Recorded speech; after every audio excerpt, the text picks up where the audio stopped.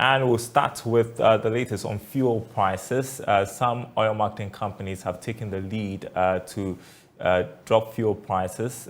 This, we understand, is because of the recent stability witnessed with the cedi, as well as a fall in the price of the commodity on the world market. And so latest information we have, based on the adjustments, diesel has fallen by 2.29% per litre, whilst petrol has gone down by about 6.56%. And so if you check the prices, petrol ranging between 12 cedis 90 pesos, 12 cedis 95 pesos, and diesel having around 13 cedis.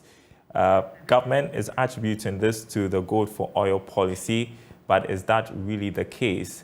We will be discussing that in a bit. Joining us on Zoom, Dr. Yusuf Suleimana, who is an energy strategist. So thanks for your time, Dr. Suleimana. We've seen government tout the gold for oil policy as reason for which we are witnessing a drop today. But we also know that the cedi has been stable, relatively stable over the past few weeks, and crude oil prices are dropping on the international market. Your thoughts? Yeah, thank you very much, Daryl. Good afternoon to you and your cherished viewers. Yeah, indeed, you are right, Daryl. These two factors are key to what the consumer pays at the pump, including the exchange rates dynamics, the prevailing prices in the global front, and then the taxes and levies that we have. It's also true that the drop that we are experiencing now, or this particular period in time, is just the commodity price within the international space that is dropping, that has cascaded to the pump, and also the cedi is stabilizing, and that is the dicey area. Why is the cedi stabilizing? Is it that the gold to oil deal is having impact? Because that's actually the main purpose of the program. The main purpose of the program, as we're told, is to arrest the fast depreciation of the cedi. But as to whether that is having that much impact, I have my doubt. It's early days yet, because if you look at the quantity that has come into the market, I feel that we need to be able to ramp up the amount that is coming to the market to be able to have any significant impact, at the pumps. Yes, even crude oil prices are still taking downward trends in record high. It's plunged from yesterday, and though it is still it's starting to gain momentum.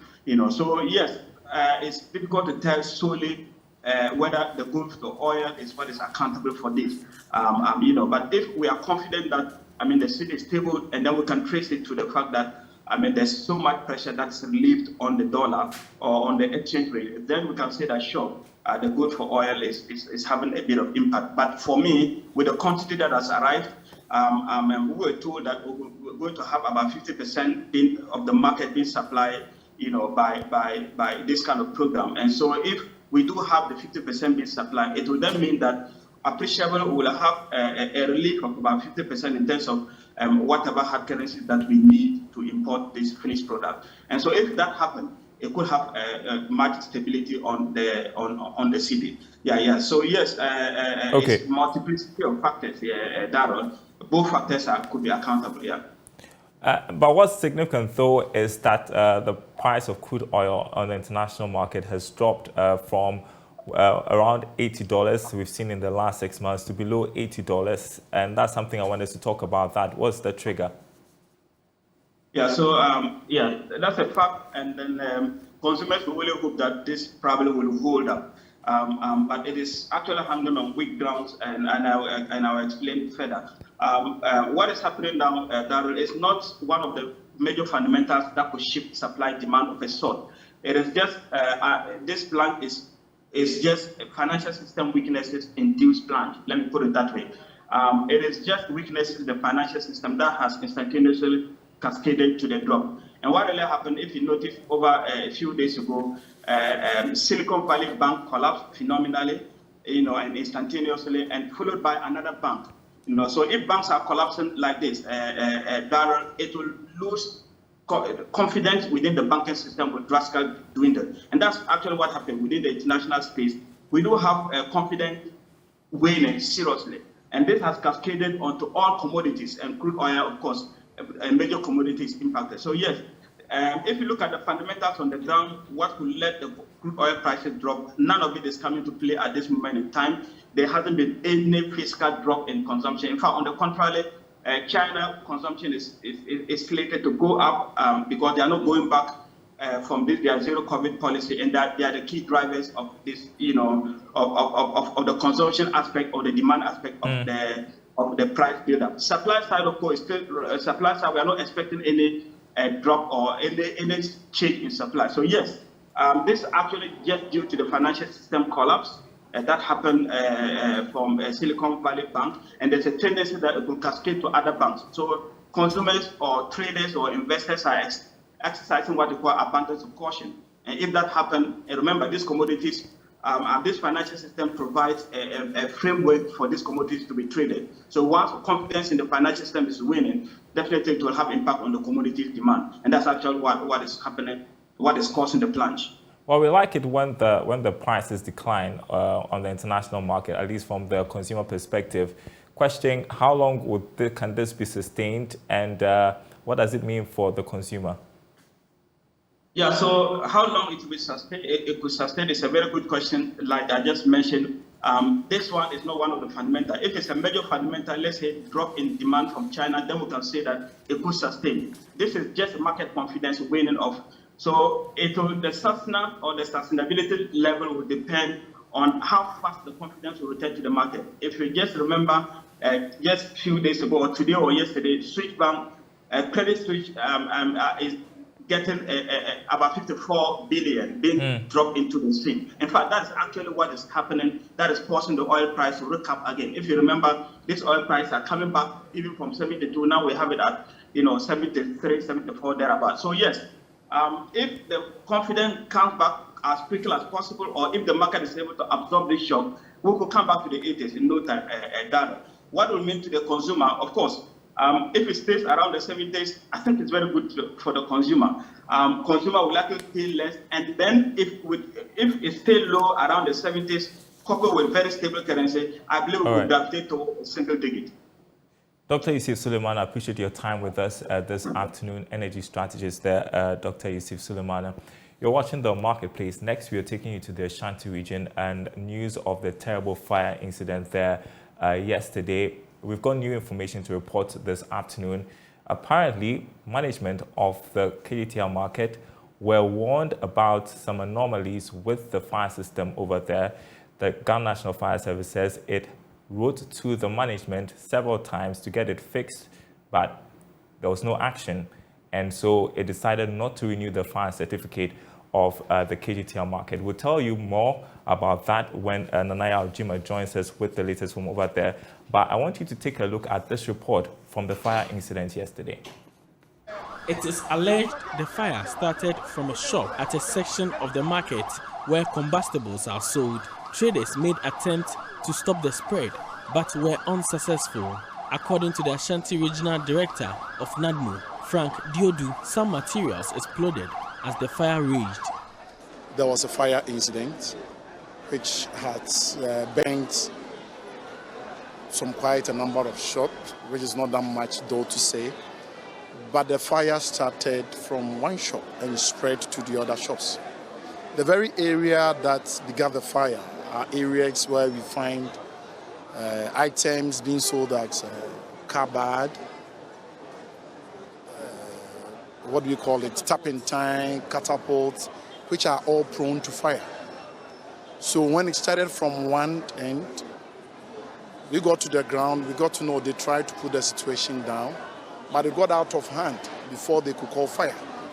There were explosions and all that, which we are yet, together with fire, to investigate, to know how the explosion came by. Several fire tenders arrived at the scene to douse the flame. The security services and some traders aided the rescue of people trapped in the facility. Cranes of the construction firm contractor came in handy for the rescue efforts. An eyewitness narrates.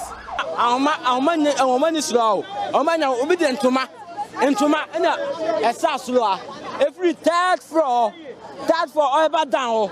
And the third floor over down. One guy. Until the contractors brought their cranes, they had tied a cloth from the third floor. With that, some people were descending from the top. A woman tripped, but the police were able to catch her. But for them, she would have died.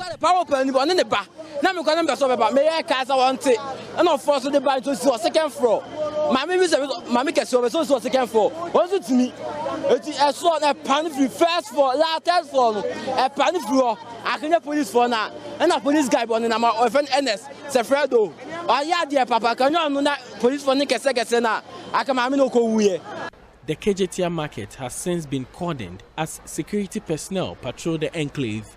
Mr. Diodu says the fire service and other security agencies are expected to be in the market on Thursday to start investigations.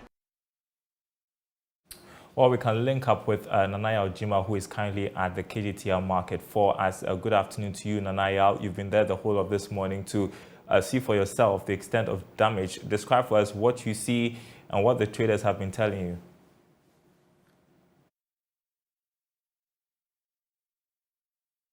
At the moment, about an hour ago, the market was reopened for traders to come in, and those who were affected or those shops who were burnt, the traders are supposed to come in, salvage some of their goods or their wares.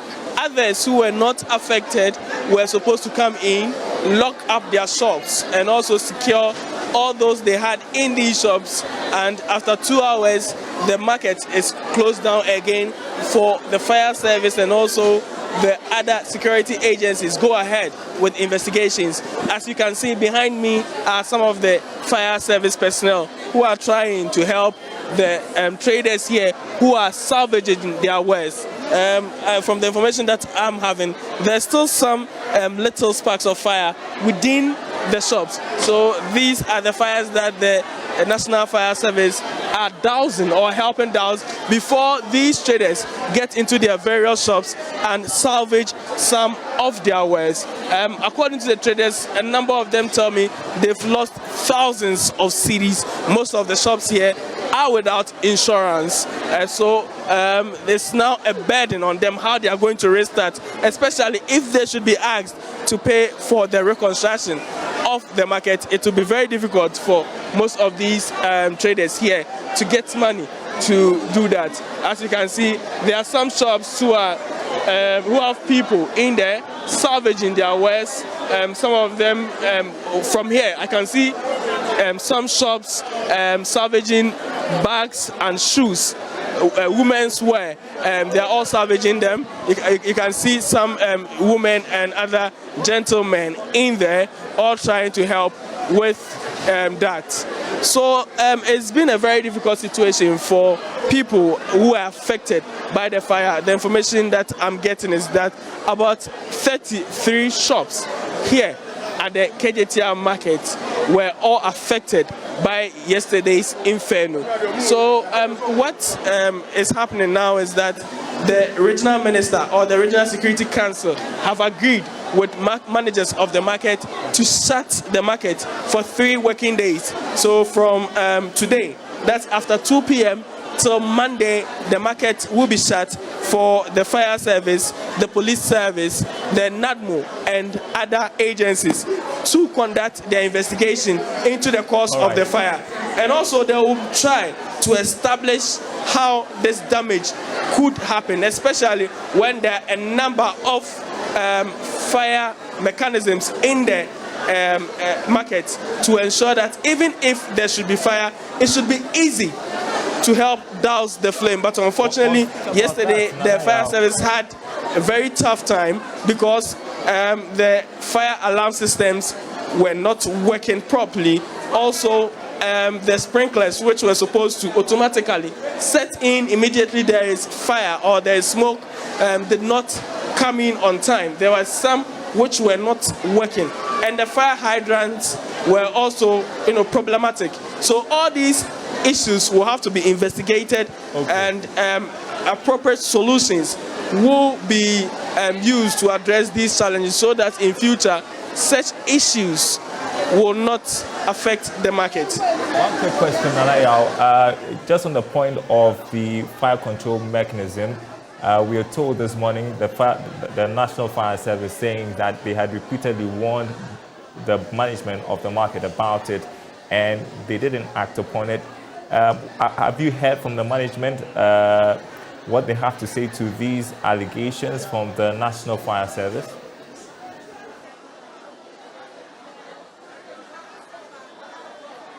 So far, the market managers are yet to respond to that. But even before this incident happened, about 3-4 months back, the traders leadership met the market leadership, that's the managers of the market, to complain about these issues, because according to them, they have cited some reports from the fire service that the market is without a fire certificate, and for that matter, it's very difficult for them to renew the market insurance. So they had met over that. The market leadership could not give them any proper explanation according to the trader leadership. So they are not surprised that now this information is coming out again. They believe that the market leadership should be held accountable for whatever they're experiencing here. This market is a new facility, but there's been controversy over controversy, and now we're hearing that there are concerns about the composition of the board of the market.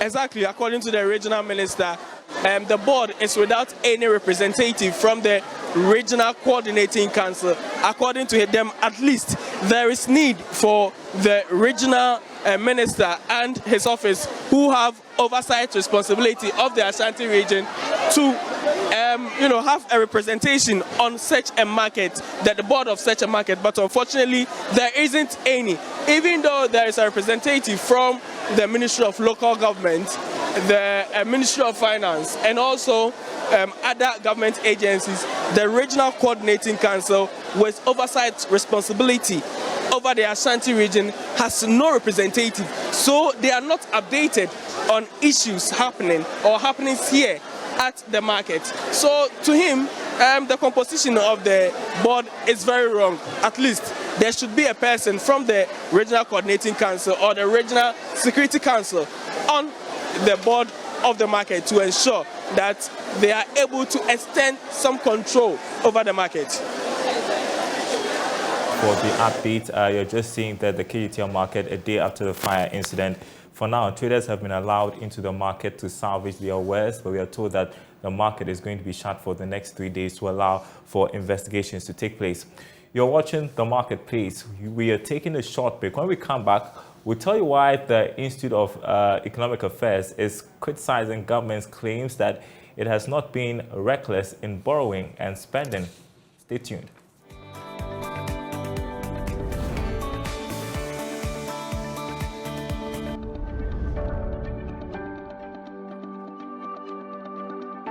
Welcome back. Now, Ghana's outstanding loans to the International Monetary Fund remain relatively unchanged at 1.278 billion special drawing rights. The equivalent of that is $1.708 billion.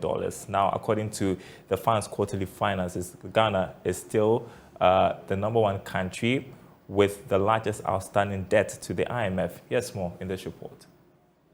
According to the data, Ghana has so far made 53 million special drawing rights as repayment to the IMF. Furthermore, the Bretton Woods institution has not disbursed any funds to the country. However, it is the expectation that the country will secure an IMF support program by the end of March 2023 to boost its balance of payments and stabilize the economy. The country's loan exposure to the Bretton Woods institution is classified as concessional lending, which comes with a low interest financing. In October 2022, Ghana's loans outstanding to the fund were estimated at 1.28 billion special drawing rights, equivalent to about $1.68 billion. The loans outstanding excluded the COVID-19 support, of which the country received more than $1.2 billion to fight the pandemic and aid economic recovery. Meanwhile, Democratic Republic of Congo and Kenya were ranked second and third in Africa with the largest outstanding loans to the fund. Now, the Institute of Economic Affairs has criticized government's claims that it has not been reckless in spending and borrowing. The institute has been assessing President Kwawu State of the Nation address and called for a review of the cost of the various flagship programs of government. There's more in this report. The institute urged government to leverage internal resources and capacities to develop Ghana's economy and permanently position it beyond aid and debt. Dr. Kwawu reiterated the need to develop a culture of fiscal and financial discipline. We can argue that Côte d'Ivoire, if you look at the way they manage their economy, is much better, is better managed when we compare with what we do here. In other words, they have, they manage the economy under a system of rules. There are rules that you have to meet. There are rules. We operate mostly under a system of discretion. We use more discretion. Only a few rules that we have in place. But if the discretionary policy is not, helping us, then we might as well impose, more rules on the economy. So we can learn from Côte d'Ivoire. So he then mentions that, he uses this to buttress his point that his government has not been reckless in borrowing and spending, because he says that we've borrowed, we've spent a lot, but this is what we have to show for it. Well, it is important for these projects and programs to be documented and quantified, because often the question is asked by others, what government has used the loans that is taking. In fact, 2016, at the end of 2016, the government inherited a public debt of 122 billion. As of November last year, the latest data that we have, the figure was 575 billion. So 122 to 575. And people have been asking the question, what did you use all this money for? The IEA stated that post-COVID-19 and Ukraine war affected most economies, but its impact on Ghana's economy was harder. They explained that continuous worsening of underlying vulnerabilities in terms of fiscal and debt sustainability is the reason behind Ghana's economic woes. All right, and that's our program this afternoon. Thanks for watching. More news on our website, myjoyonline.com/business. Next, as we conclude Money Lab episode for today. Hi there, my name is Benjamin Opokuwari from Alliance Life Insurance. Welcome you back to Money Lab. Previously, we talked about relevance of insurance claim. On this episode, we'll be talking about the claims process. Your claim should be settled in 3 quick and simple steps, depending on your insurance cover. But generally, it starts with notification. You can report and submit your claims by calling, visiting any branch of your insurer, or you can send an email. Next, the insurance company will conduct a simple check to verify the information provided. When the insurer becomes certain on the loss or damage, they will pay the claim. It's simple, right? Thank you for joining Money Lab. See you in the next episode.